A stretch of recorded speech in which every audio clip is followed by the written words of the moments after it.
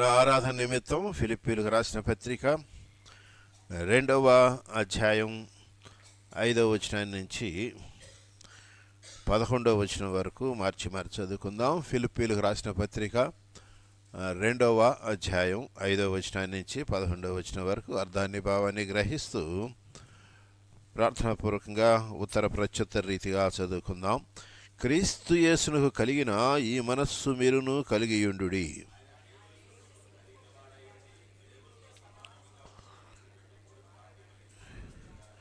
మనుషుల పోలికగా పుట్టి దాసుని స్వరూపమును ధరించుకుని తను తానే రిక్తునిగా చేసుకొనెను.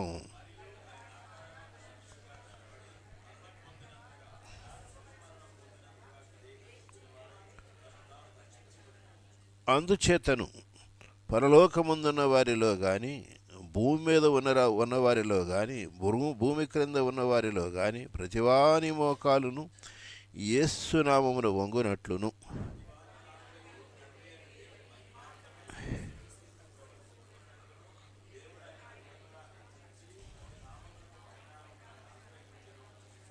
కాగా నా ప్రియులారా, మీరెల్లప్పుడూ విధేయులై ఉన్న ప్రకారము నా ఎదుట ఉన్నప్పుడు మాత్రమే గాక మరి ఎక్కువగా నేను మీతో లేని ఈ కాలమందును భయముతోనూ వణకుతోనూ మీ సొంత రక్షణను కొనసాగించుడి. అంతలో చాలు. మరి ఒక భాగం యోహాను సువార్త 13వ అధ్యాయం. యోహాను సువార్త 13వ అధ్యాయం 4వ వచనం నుంచి 12వ వచనం వరకు కూడా మార్చి చదువుకుందాం. యోహాను సువార్త 13వ అధ్యాయం 4వ వచనం నుంచి 12వ వచనం వరకు.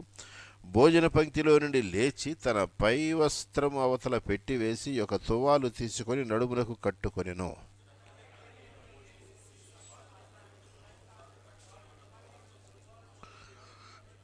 ఇట్లు చేయొచ్చు ఆయన సీమోను పేతురునొద్దకు వచ్చినప్పుడు అతడు, ప్రభువా, నీవు నా పాదములు కడుగుదువా అని ఆయనతో అనెను.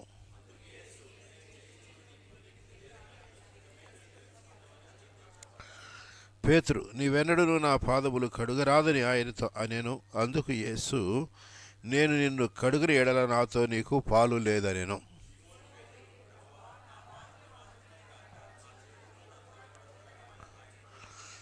యేసు అతని చూచి, స్నానము చేసినవాడు పాదములు తప్ప మరేమీ కడుగుకొనక్కర్లేదు, అతడు కేవలం పవిత్రుడయ్యను. మీరును పవిత్రులు కాని మీలో అందరూ పవిత్రులు కారనెను.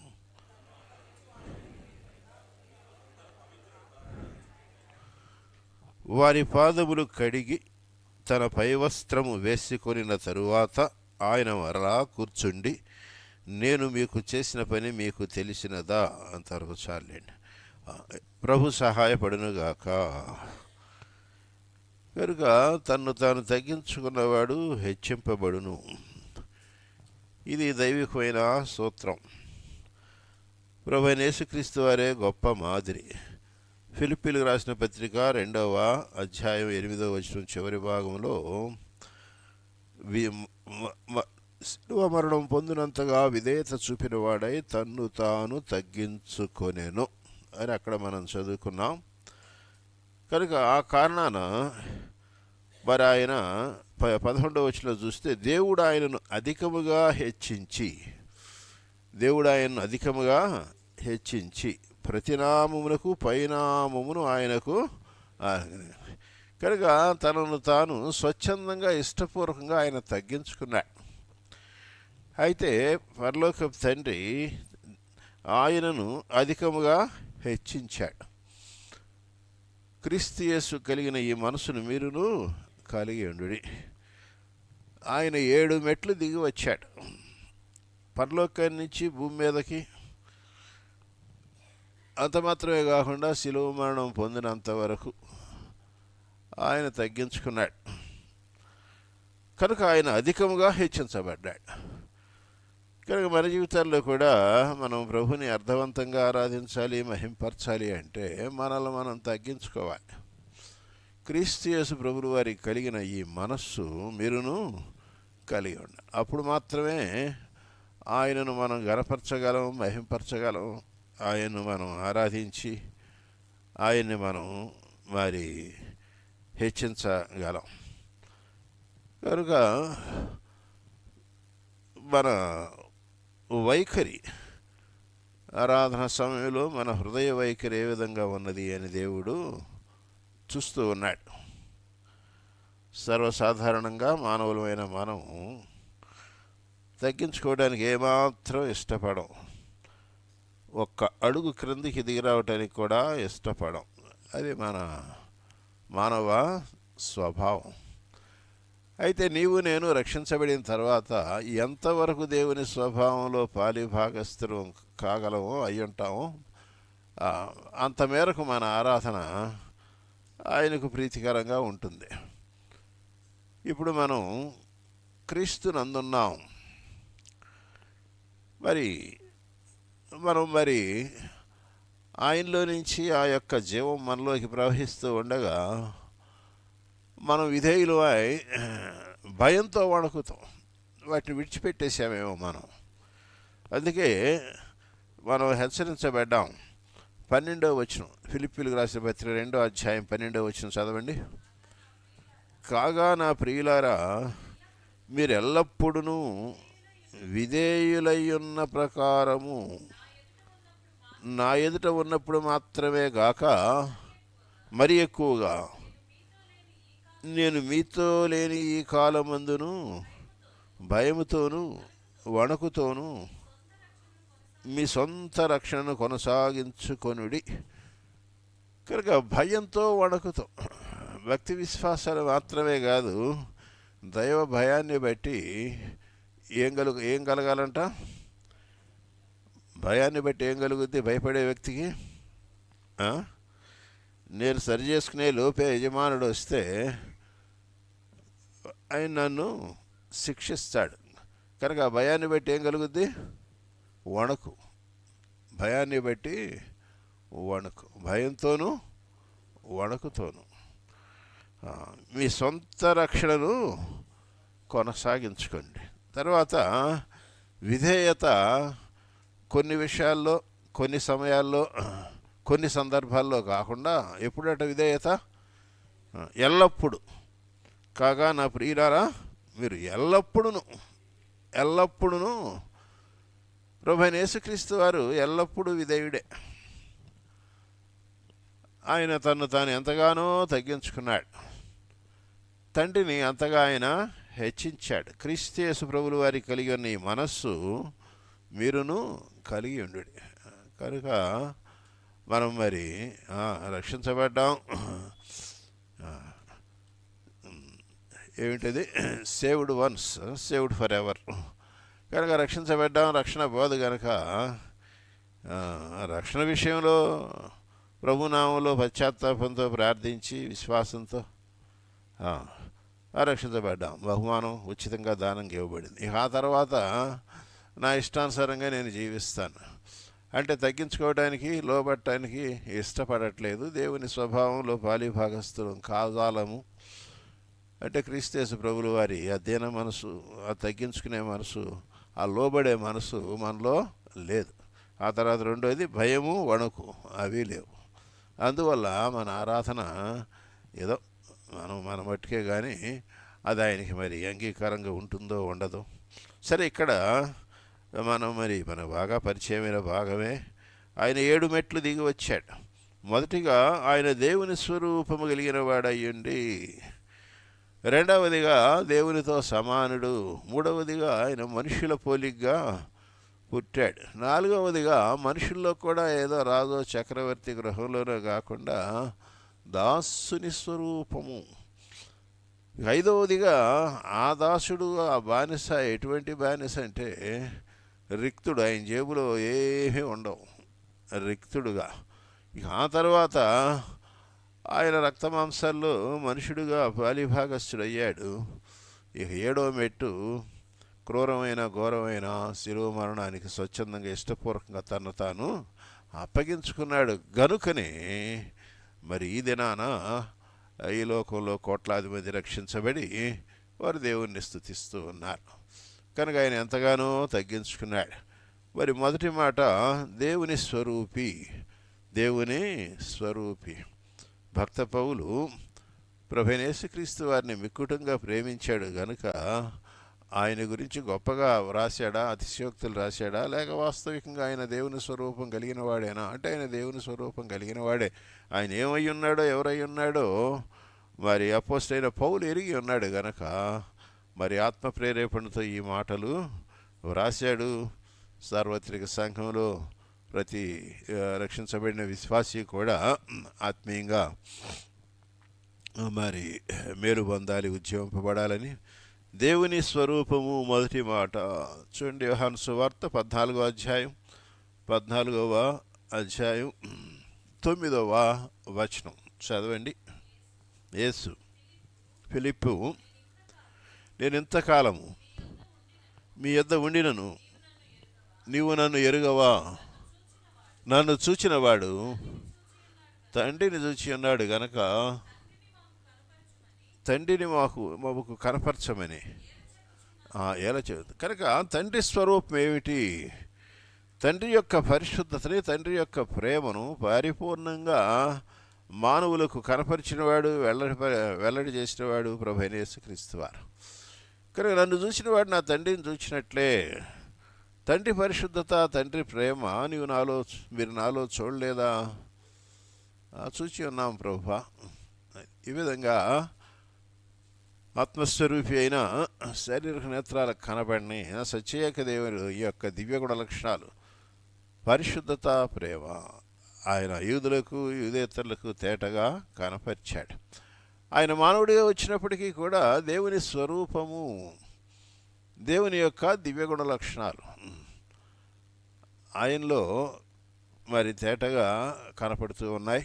కనుక ఆయన దేవుని స్వరూపి అని మనం. ఆ తర్వాత రెండవ మాట, దేవునితో సమానుడు. ఆయన దేవుని స్వరూపం కలిగిన వాడయ్యండి, మరి ఆయన ఎంతగానో తగ్గించుకున్నాడు, ఆత్మస్వరూపాన్ని విడిచిపెట్టేశాడు. ఆ తర్వాత చూస్తాం. తర్వాత ఆయన దేవునితో సమానుడు.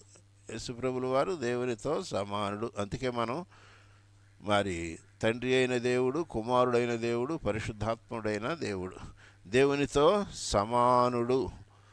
మార్కు సువార్త 2వ అధ్యాయం 7వ వచనం 10వ వచనం. మార్కు సువార్త 2వ అధ్యాయం 7వ వచనం చదవండి, తర్వాత 10వ వచనం చదవండి. వారు ఇట్లెందుకు చెప్పుచున్నాడు? దేవదూషణ చేయుచున్నాడు కదా, దేవుడు అక్కడే తప్ప పాపములు క్షమింపగలిగిన వాడెవడని చెప్పి హృదయంలో ఆలోచించుకొనిరి. తర్వాత 10వ వచనం, పాపములు క్షమించుటకు భూమి మీద మనిషి కుమారునికి అధికారము కలదని మీరు తెలుసుకొనవలని వారితో చెప్పాను. కనుక మార్కు సువార్త 2వ అధ్యాయం పక్షవాయువు రోగిని ప్రభు స్వస్థపరిచాడు. అక్కడ యూదులు, పరిసయ్యులు, భక్తి విశ్వాసాలు కలిగిన వారి హృదయాల్లో దేవుడొక్కడే మానవుని యొక్క పాపాన్ని క్షమించే అధికారం కలిగిన వాడు కదా, ఈయనంటూ ఉన్నాడు నీ పాపములు క్షమింపబడి ఉన్నవి అని. ఈయన తనను తాను దేవునితో సమానం చేసుకుంటున్నాడు. ఇది దైవదూషణ. ఇంతకు మించిన దైవదూషణ మరొకటి లేదు. ఇది శిక్షార్హమైన నేరం అని ఆ ఇంట్లో వాక్యం వింటూ ఉన్న వారిలో ఉన్న పరిసయ్యులు, శాస్త్రులు, భక్తి విశ్వాసాలు కలిగిన యూదులు ఆ విధంగా తలపోశారు. వారి యొక్క తలంపుల్ని ఎరిగిన ప్రభు, నిజమే సర్వసృష్టికర్త అయిన పరిశుద్ధుడైన దేవునికి ఒక్కనికే పాపక్షమాపణ అధికారం ఉన్నది, సత్యమే. ఆ అధికారం నాకున్నదని నిశ్చయంగా మీరు నమ్మండి. అంటే దాని అర్థం ఏంటి? నేను అవతరించిన దేవుణ్ణి, అంటే దేవునితో తన తాను సమానం చేసుకుని, దేవునికి ఏ అధికారం ఉందో, దేవునికి ఏ అధికారం ఉందని మీరు ఎరిగి ఉన్నారో, నమ్మి ఉన్నారో, ఆ అధికారం నాకుందని చెప్తున్నాడు. అంటే అక్కడ అర్థం ఏంటి? దేవునితో సమానుడు, దేవునికన్నా తక్కువైన వాడు కాడు. దేవునితో సమానుడు అనేక తప్పుడు సిద్ధాంతాలు వచ్చేసినాయి. జెహోవా విట్నెస్ అని ఇలా దేవునితో సమానుడు. కనుక ఆ అధికారం నాకున్నది అంటే నేను దేవుడు సమానమే, నేను దేవుడు సమానమే, దేవునితో సమానుడు. ఆ తర్వాత మనం మూడవ మాటగా మనుషుని పోలిక, మనిషిని పోలిక. కనుక మానవులమైన మనకేమున్నాయి? రక్తం ఉంది, మరి మనలో మరి మాంసం ఉన్నది, నరాలు ఉన్నాయి, కండరాలు ఉన్నాయి. కనుక రక్త మాంసాల్లో ఆయన పాలిభాగస్థుడు కావలసి వచ్చింది. హెబ్రీలు రాసిన పత్రిక 2వ అధ్యాయం 14వ వచనం. హెబ్రీలు రాసిన పత్రిక 2వ అధ్యాయం 14వ వచనం చదవండి. కాబట్టి ఆ పిల్లలు రక్తమాంసములు గలవారైనందున ఆ ప్రకారమే మరణం యొక్క బలము గలవానిని, అపవాదిని మరణం ద్వారా నశింపజేయుటకు జీవితకాలమంతయు మరణము భయము చేత దాస్యమునకు లోబడిన వారిని విడిపించుటకు ఆయన కూడా రక్తమాంసములలో పాలివాడైన, ఆయన కూడా మహిమంతటిని విడిచిపెట్టి మానవుడిగా రక్తమాంసాల్లో ఆయన కూడా మరి మనుషుల పోలిక పాలివాడయ్యాడు. రక్తం చిందించకుండా పాప క్షమాపణ కలగదు కనుక ఆయన కూడా రక్తమాంసాల్లో పాలివాడుగా మరి అయ్యాడు. ఆయన తగ్గించుకున్నాడు.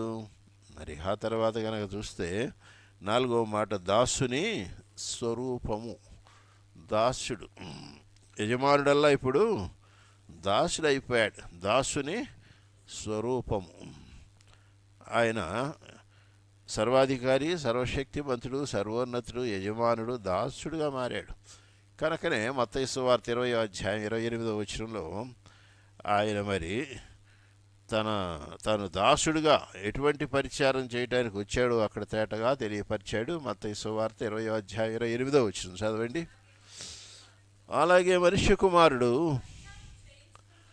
పరిచారము చేయించుకున్నట్టుకు రాలేదు కానీ పరిచారము చేయుటకును అనేకులకు ప్రతిగా విమోచన క్రయధనముగా తన ప్రాణమునిచ్చుటకును వచ్చానని చెప్పారు.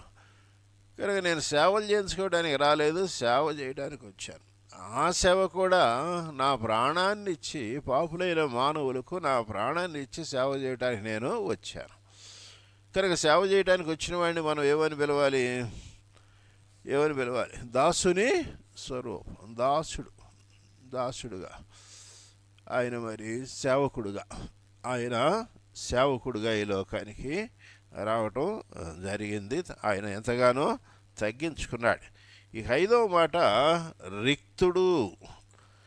ఇప్పుడు పనివారి దగ్గర కూడా, సేవకుల దగ్గర కూడా ఏముంటుంది? పైకి ఉంటుంది వాళ్ళ దగ్గర. అయితే ఈయన దగ్గర ఏమిటి? వాళ్ళు ఆయా పనులు చేసుకుని కొంత సంపాదించుకునే వారు దాచుకుంటారు. కానీ ఈ సేవకుడి జేబులో ఏముంది? ఈ సేవకుడి జేబులో ఏ లేవు. రిక్తుడు, ఖాళీ, ఏ లేవు. ఈ సేవకుడి జేబులో ఏవి లేవు. మత్తయి సువార్త 18వ అధ్యాయం 24వ వచనం, ఆ తర్వాత 27వ వచనం చదవండి.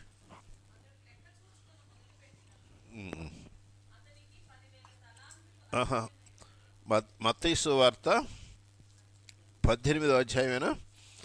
24వ వచనం అది అదేనా? అయితే నేను క్షమించండి, 17వ అధ్యాయం 24వ వచనం 27వ వచనం. కపెర్నహూముకు వచ్చినప్పుడు అరశెకెలు అని పన్ను వసూలు చేయువారు పేతురు వద్దకు వచ్చి, మీ బోధకుడు అరశెకులు చెల్లింపడా అని అడుగగా చెల్లించునని. 27వ వచనం.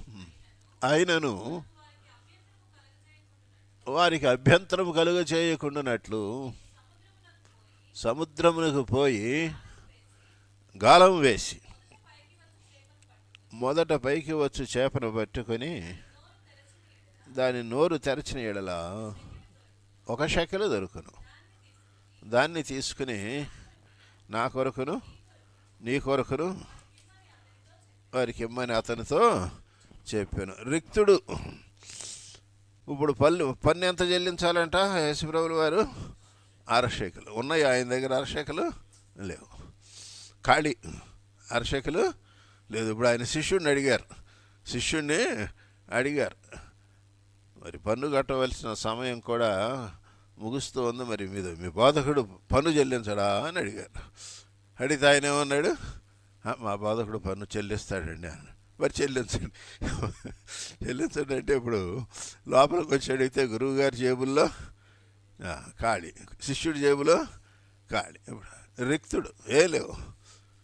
మరి ఎలా సరే, అక్కడ కొంత సంభాషణ జరిగింది. ఇప్పుడు మనం చూడమనుకోండి. సరే, నువ్వు వెళ్ళి సముద్రానికి వెళ్ళి నీ గాలం తీసుకెళ్ళి చేపని వేస్తే నీకు చేప పడితే చేప నోట్లు ఎన్ని ఉంటాయి? షెకలే. ఆ షెకలే ఎంత ఏం చేయాలి? 6 షెకలు నీకు, 6 షెకలు నాకు పన్ను చెల్లించు. మళ్ళీ ఆ తర్వాత జేబులు ఖాళీ. 10 షెకలు పడతాయి దాంట్లో అని చెప్పొచ్చు కదా. కనుక రిక్తుడు. ఆయన ఏమిటైనా రిక్తుడు. పూర్తిగా తండ్రి మీద ఆధారపడ్డాడు. రిక్తుడు. ఆయన ఎంతగా తగ్గించుకున్నాడో మనం మరి మన జేబులు ఖాళీగా ఉన్నప్పుడు, మన దగ్గర పైకం లేనప్పుడు మన వైఖరి, మన భావాలు, మన ఆలోచనలు, మన తలంపులు ఎలా ఉంటాయి? ఎన్నో సణుగులు, గొణుగులు, సందేహాలు, సంశయాలు ప్రభువుని నమ్ముకుని ప్రభు నామంలో ప్రార్థిస్తూ ఉంటే సంవత్సరాల తరబడి ఇదిగో నా పరిస్థితి ఈ విధంగా ఉన్నది, నా పరిస్థితి ఈ విధంగా ఉన్నది, చేతిలో చిల్లిగవ్వ లేదు, దేవుడు నమ్ముకున్నారు కానీ అంటే మనం నోటి మాటలతో కాకపోయినా ఆయాసం మనకి దేవుని మీద మనం మరి. కనుక ఆయన రిక్తుడు. ఆయన జేబుల్లో ఏమీ లేవు, రిక్తుడిగా. సరే, ఆ తర్వాత చూస్తే ఆకారమందు మనుష్యుడిగా కనబడి ఆయన మానవ అవతారంలో రావాలి లోకానికి. యోహాను సువార్త 1వ అధ్యాయం 14వ వచనం. యోహాను సువార్త 1వ అధ్యాయం 14వ వచనం త్వరగా చదవండి. ఆ వాక్యము శరీరధారి అయి కృపాసత్య సంపూర్ణుడిగా మన మధ్య నివసించెను. అది శరీరధారి అయి ఆయన శరీరాన్ని ధరించాలి, పరలోకాన్ని మహామహిమను విడిచిపెట్టాలి. ఆయన కాలానికి మరి స్థలానికి తనను తాను పరిమితం చేసుకోవాలి. he imprisoned himself in weak and frail human body.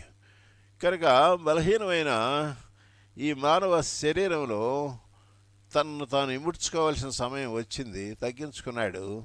ఆ వాక్యము శరీరధారి అయి వాక్స్వరూపి, శబ్దస్వరూపి, ఆత్మస్వరూపి మరి ఆయన మన మధ్య కృపాసత్య సంపూర్ణుడుగా మన మధ్య ఆయన నివాసం ఉన్నాడు.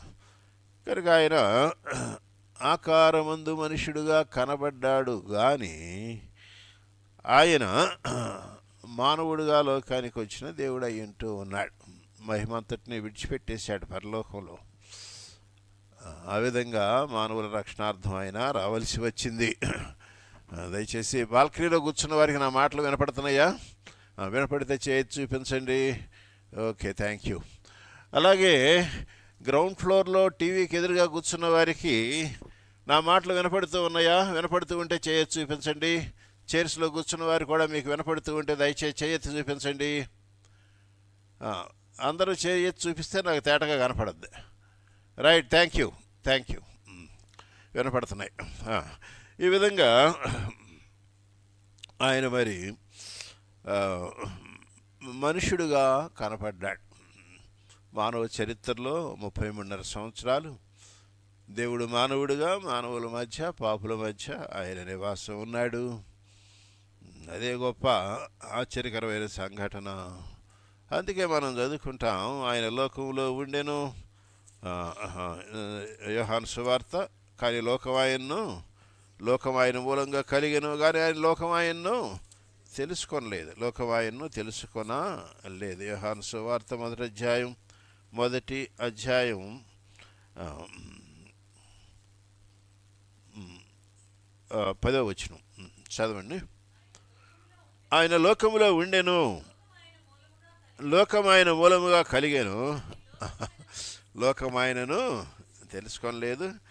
ఆయన తెలుసుకుని ఆయన ఎరిగే ఆయన యందు విశ్వాసం ఉంచి ఆ రక్షణాశీర్వాదాన్ని పొందడానికి చాలిన కృప ప్రభు నీకు నాకు అనుగ్రహించాడు గనుక మనం ఈ ఉదయకాలం ప్రభుని ఆరాధించడానికి సంఘంగా మనం సమకూడి ఉన్నాం.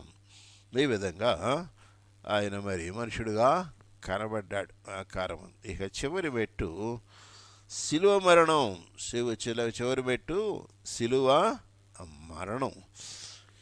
ఈ శిలువ మరణం ఆయన బలవంతంగా పట్టబడ్డా, నిస్సహాయుడై పట్టబడ్డా, తప్పించుకోవడానికి వీల్లేని పరిస్థితుల్లో ఆయన మరి సిలువ వేయబడ్డా? అట్లా కాదండి. ఆయన స్వచ్ఛందంగా ఇష్టపూర్వకంగా తనను తాను రోమా రాణు వారికి అప్పగించుకున్నప్పుడు ఆయన బంధించారు.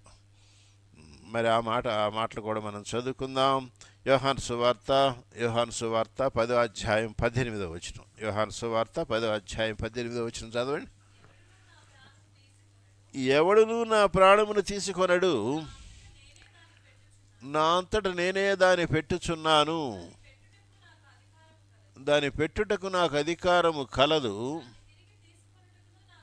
దాన్ని తిరిగి తీసుకొనుటకును నాకు అధికారము కలదు.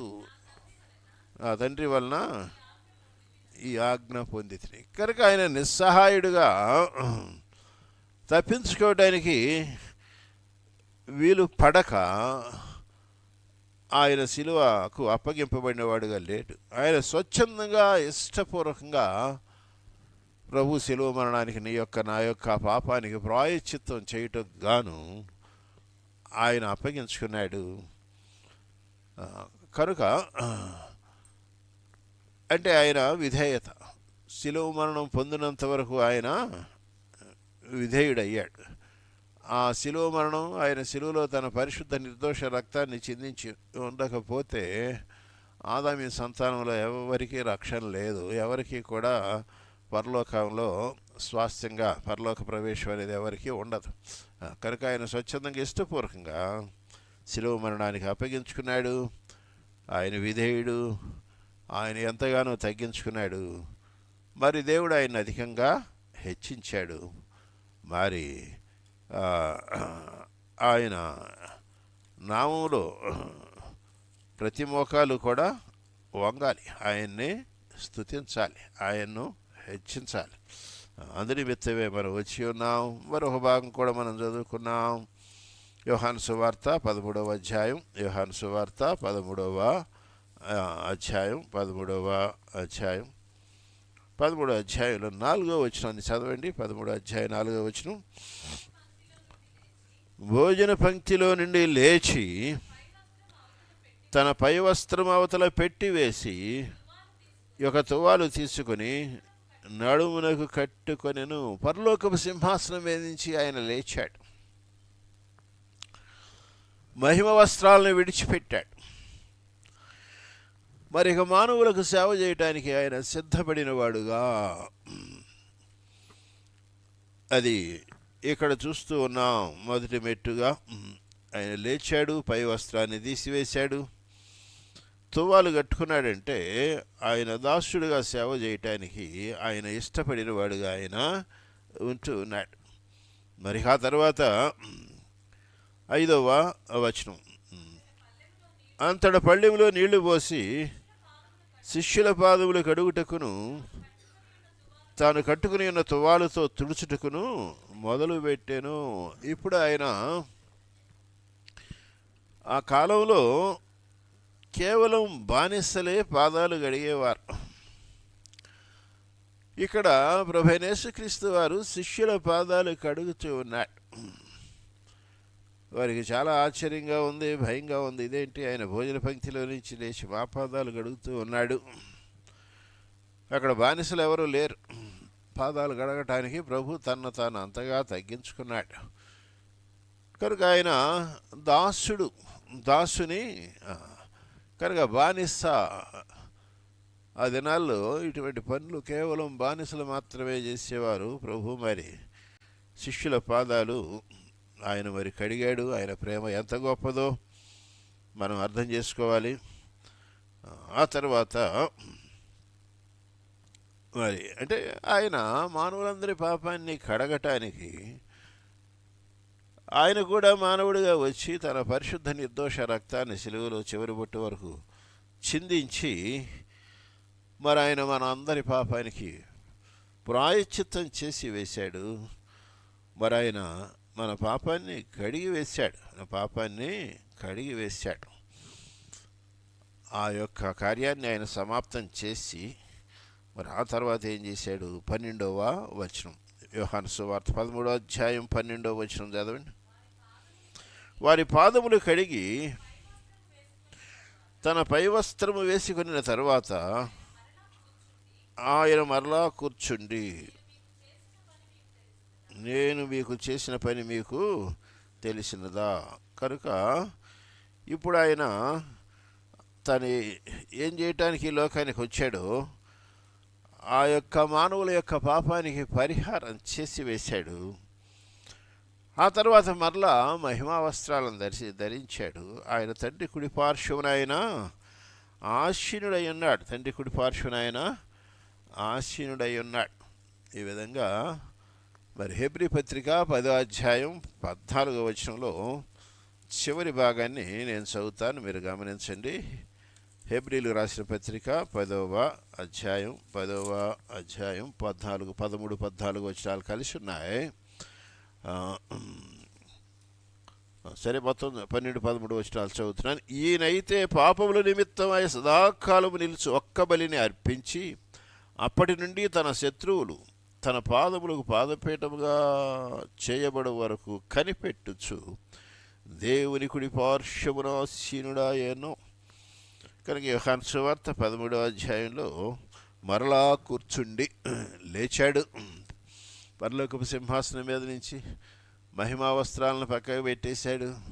ఈ భూమి మీదకు మానవుడిగా వచ్చాడు. దాసుడుగా, బానిసగా ఆయన పాదాలు కడిగాడు. ఎంతగానో తగ్గించుకున్నాడు.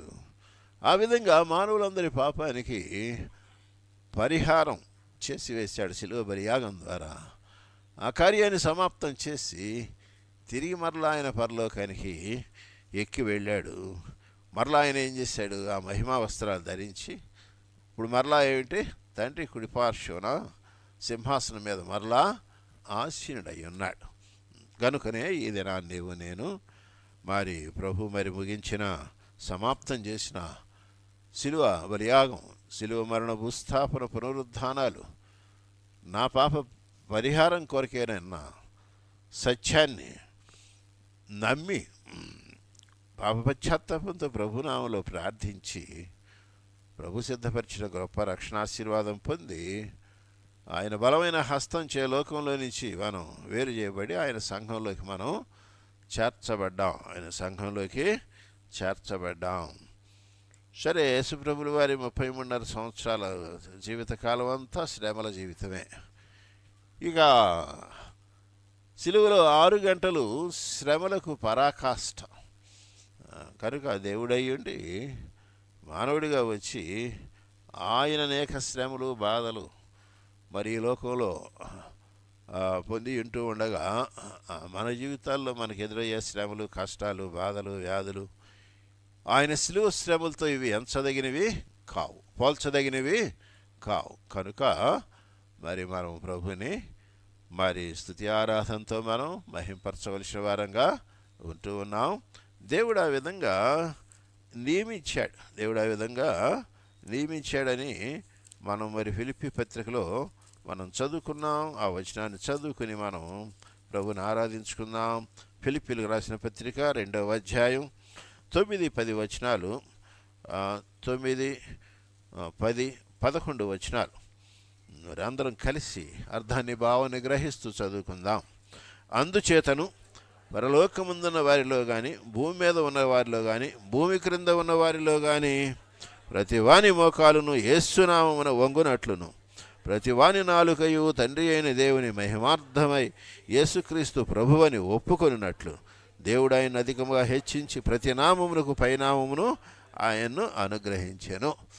కనుక ఇక్కడ మనం తేటగా భూమి మీద ఉన్నవారిలో ప్రతి వాని మోకాలును ఆ కృప నీకు నాకు ఇచ్చాడు. ప్రతి వాని మోకాలను యేసునామమున వంగునట్లు. అంతకుముందు మనం మోకరించి యేసునామములో మరి మనం స్తుతించిన వారంగా లేవు. ప్రతి వాని మోకాలను యేసునామమును వంగునట్లును, రెండవది ఏంటి, ప్రతి వాని నాలుకయు తండ్రి అయిన దేవుని మహిమార్థమై యేసుక్రీస్తు ప్రభు అని ఒప్పుకొనున్నట్లును.